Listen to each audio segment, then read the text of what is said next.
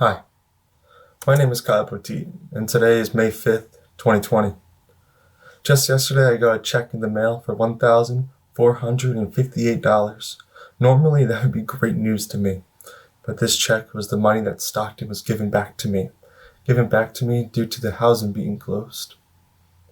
That $1,458 represents lost times with my friends and no new memories made with them. It represents finals week being spent in my bedroom, in my hometown. It represents my final semester at college, cut short by multiple months due to a novel coronavirus. That means no graduation, no ceremony, nothing. Stockton University asked me to leave my on-campus apartment in March of this year due to COVID-19. In early March and late February even, COVID-19 was all just a joke between my friends and I. In the middle of the game, an announcement was made, stating that the rest of the NBA season will be canceled due to the virus that my friends and I joked about was in China. The next day, I woke up, got ready for class, and walked outside and walked the usual dark path to class. But things felt different. It was almost like the calm before a storm. I finally made my way into the classroom and sat down. However, my daily routine walk did not feel so routine that day. Things were different. My teacher took a moment before starting class to explain that after next week, we will no longer be meeting in person. She got the email that morning. My teacher struggled to teach the class that day because she didn't know what this meant for our class and how things were going to change. School work was not on the students' minds. It wasn't on mine, I know that. Instead, all we could think about was, what does being online and having a virus shutting down school actually mean for us? A week later, I was moved out of my on-campus apartment, separated from my best friends by state borders, and stuck in my bedroom, the one you see behind me. Now, as you may have noticed, I'm a graduating senior trying to earn my economics degree. During this semester, I had to do the hardest thing I have ever had to do in my school career. My mission was to write a thesis based off of my own empirical work. This was hard because it was new to me. It was new to my classmates. And it took hours on end from all of us, all working together on all of our own theses. And instead of presenting the thesis at the end of the year to faculty, students, family, and friends, I presented it to just a few classmates on a call with my teacher. I never got to say bye to the teachers and classmates that helped me through the past 4 years of my life, and I could not thank them enough. If you happen to be in any of my classes, you would recognize the walls behind me. This was the wall my classmates and teachers saw for the rest of the semester, and I got to see their walls too.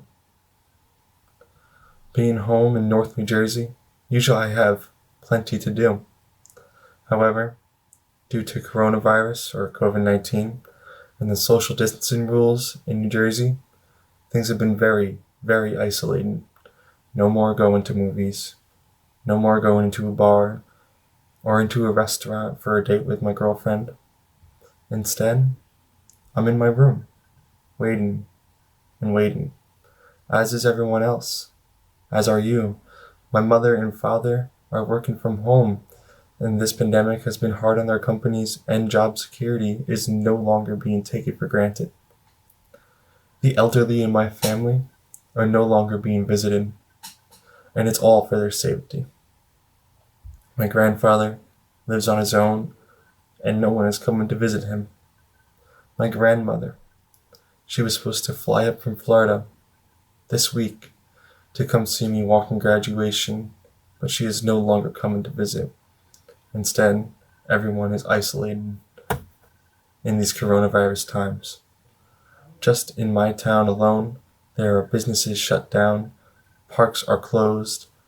The other day, I had an opportunity to get a job lined up after graduation, but due to the drug testing centers being closed, They were all putting a freeze on their hiring. We don't know how long this will last. This pandemic has not only affected my life at school and as a student, but it has already begun to take a toll on my future endeavors in my career. When thinking about the economics of all this, I can do nothing but feel pain for those who were about to retire in the coming years, or those who lost their job and can no longer afford their mortgage.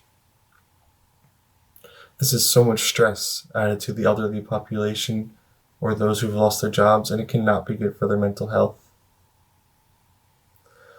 A couple weeks after being ordered out of my on-campus apartment, I picked up a job in my town that I used to work at before college. I was a delivery driver for a local pizzeria, and they needed my help due to an increased amount of delivery orders.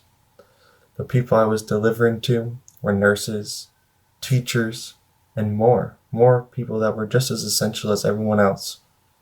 Many of them were sick, and all my job was to do was to drop their food off on their porch, knock, and then drive away.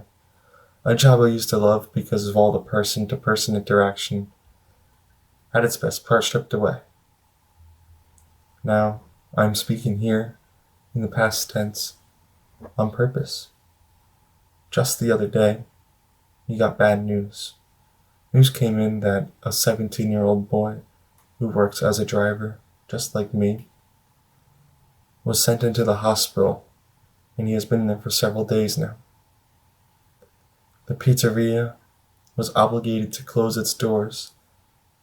It seems like everything I do to return to normalcy is taken away by this virus. This novel coronavirus is uprooting my life like I never thought possible. And I hope everyone is staying healthy, and I wish you all the best of luck. Thank you for watching.